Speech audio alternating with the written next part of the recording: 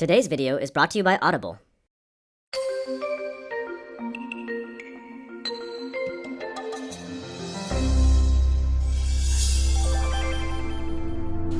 It's not okay for you to be a weak loser. It's not okay. And the reason it's not okay is because you could be way more than that. And it's a crime, an ethical crime, for you to allow all that necessary potential to go to waste. It hurts you, it hurts your family, it hurts the world. Really, really, it does. And people think, oh, okay, I get it. And they do get it because they know at some level. If you turn around and you confront the suffering voluntarily, you find out that you are way tougher than you think. It's not that life is better than you think. Life is as harsh as you think. It might even be worse, but you are way tougher than you think if you turn around and confront it. And so then what you discover is that there's a spirit within you that can pursue something meaningful, that has the resilience and the strength to contend properly with the catastrophe of existence without becoming bitter. That's actually the central, and then I would say that's one of the central themes of 12 Rules for Life, is that make no mistake about it, like the first noble truth of Buddhism, life is suffering. This is true, and it's worse than that because it's suffering contaminated by malevolence. That's the baseline. And so that's very pessimistic, but the optimistic part is that you are so damn tough you can actually not only deal with that, you can improve it. It's like, oh, well that's a horrible situation, but it turns out that I'm armed for the task. Well, that's a great thing for people to know. And I think the fact that we're armed for the task is even more true than the fact that life is catastrophe contaminated by malevolence. We're stronger than things are terrible. And things are pretty terrible. So that means we're pretty damn strong. Wow. Yes, it's a very good thing to know. And it's not naive optimism. It's a very different thing. It's like, no, things are terrible. They're brutal. And you are so damn tough, you can't believe it.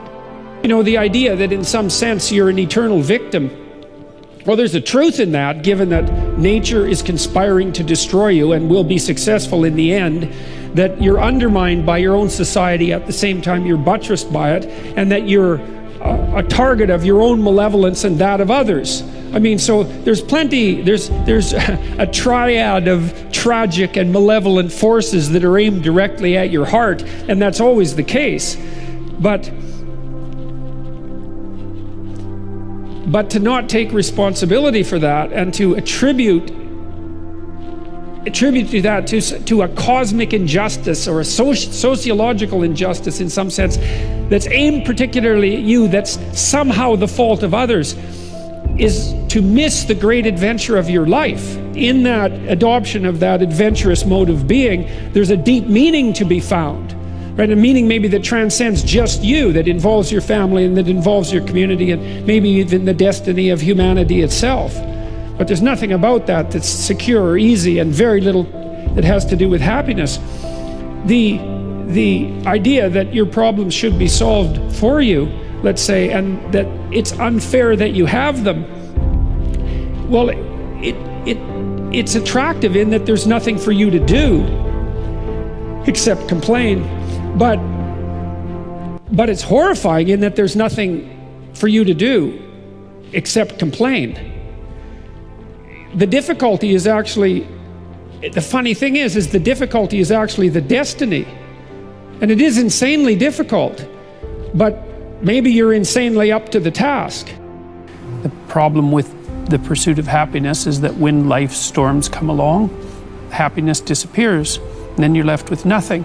And so you need to pursue something that's deeper than happiness. And if happiness comes along, well then, hooray for you.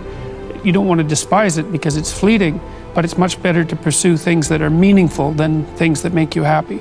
It's deeper, and it orients you more appropriately, and it keeps you centered in your own life. It makes you more useful for your family and your community. So a lot of what people find in life that provides them with a sustaining meaning is a consequence of not the pursuit of rights or the pursuit of happiness or the development of self-esteem, but the adoption of responsibility. And the more responsibility, in some sense, the better. responsibility for yourself, for making sure that your life lays itself out like it should, responsibility for your family, responsibility for the community.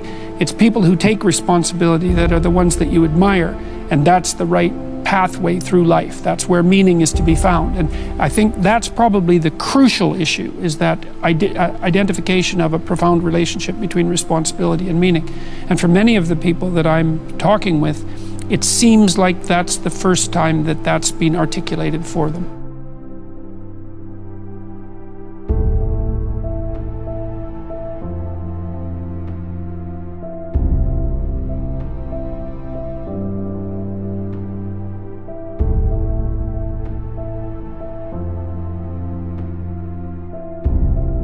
If you want to hear more insights from Dr. Jordan Peterson, we highly recommend checking out his book, 12 Rules for Life.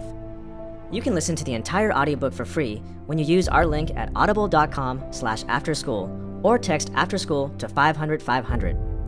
12 Rules for Life contains 12 simple yet empowering rules to achieve success. Jordan Peterson may be the most misrepresented person in history, but there is no denying the straightforward wisdom in his teachings. On Audible, his audiobooks are all narrated in his own voice, and they are useful if you're short on time.